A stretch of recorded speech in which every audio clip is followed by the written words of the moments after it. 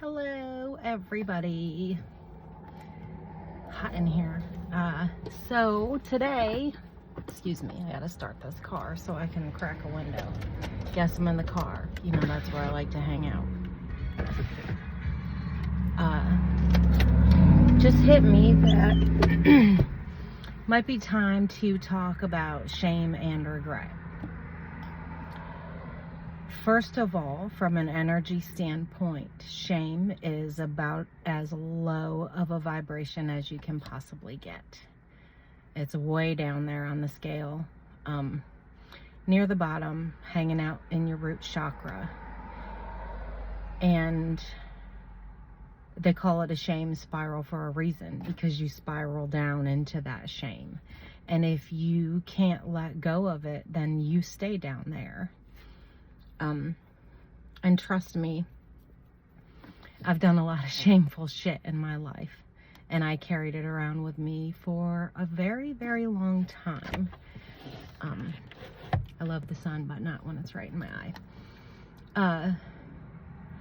And it hurt me badly. I carried that hurt, the shame, and the regret from the decisions that I made.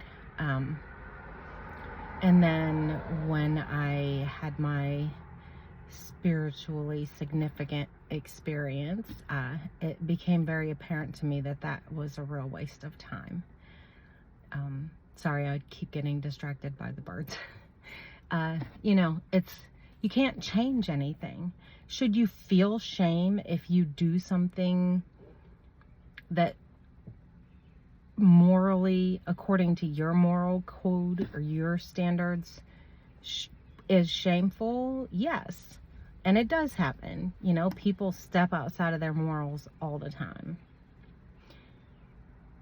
You should feel shame. You should feel every emotion that's available. But you don't need to feel it every day for the rest of your life and keep revisiting, that same situation, scenario, decision, outcome over and over and over and over again in your mind. You don't need to. It's not productive. It's not going to change anything. You can't shame yourself into being a good person. You can't shame anyone else into being a good person. I mean, shame can be an okay motivator for some people. People think that if you think people are overweight, then you should shame them into getting fit.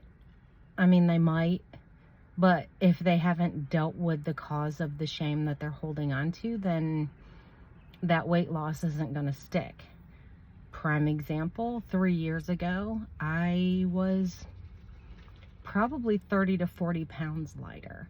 And I could blame the pandemic, but it wasn't the pandemic. It was me spiraling back down into that shame because I had to deal with it so that I could let go of it.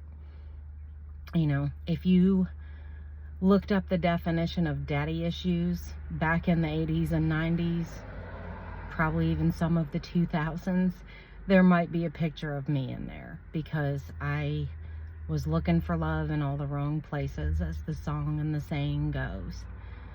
Should I feel shame for that? No. Did I? Yes. And have I let go of it? Yes. It was okay to feel that shame.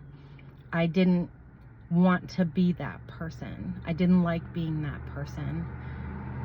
I was just doing at the time what I felt I needed to do to feel better, to let go of some of that pain that I was carrying around.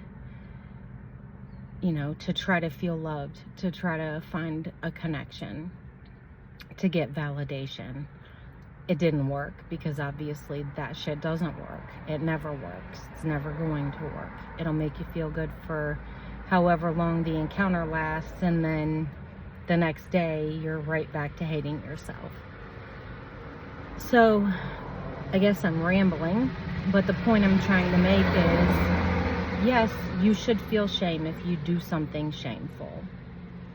It's not up to anyone else to tell you whether or not you should be ashamed of what you've done. And once you've felt the shame, you got to let go of it, knowing that now that you've experienced that and you've let go of it, you're not going to make that same mistake again. You won't, not mistake. I don't think there are any mistakes. I think there are just lessons. So once you acknowledge it and let go of it, you won't make that same choice again. You'll automatically feel better about yourself because you recognized that, you know, you were going against yourself by doing that, and you don't make those choices anymore. So moral of the story is, yes, you can feel shame if you feel that you've done something shameful, but feel it and let it go. Let go of all of that stuff that you are still carrying around for which you feel shame. You know, the relationship choices that you may have made, the job choices, any of the choices that you are looking back on that are weighing on your mind, that are running through like some fucked up movie screen in your mind when you're trying to go to sleep or when you wake up at 3 o'clock in the morning. Just let it go. It's not doing you any good to hold on to it. Forgive yourself for making those decisions in the first place. Forgive yourself for holding on to it for as long as you have and for beating yourself up for it. Recognize that you are a human. You are going to make choices that might not seem to work out in your best interest. And that's just life. That's a part of life. That's a part of growing and learning and expanding. And it's not anything that you should be ashamed of. It's not anything that you need to hold on to and beat yourself up for. It's not anything you need to do anything with except feel it, acknowledge it, and let it go so that you can move forward making better decisions. When you let that stuff go, your consciousness expands. It's like your consciousness is like a balloon or like a cork, and holding on to that shame and that regret and that anger and everything else that comes along with it is a weight. It's holding it down. It's not going to let you advance beyond where you are right now. And I know that everybody just wants to feel better. So I hope that you will recognize those things that you did that make you feel not so great about yourself, and you'll let them go so that you can feel better and work on getting to a place where you trust yourself and you love yourself and you respect yourself.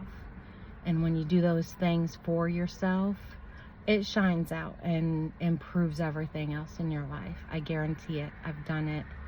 I've seen it. I've experienced it. I know it. I promise you, if you can let go of all of that stuff that is holding you down, forgive yourself, it will get better. I love you. I hope you're having a great day.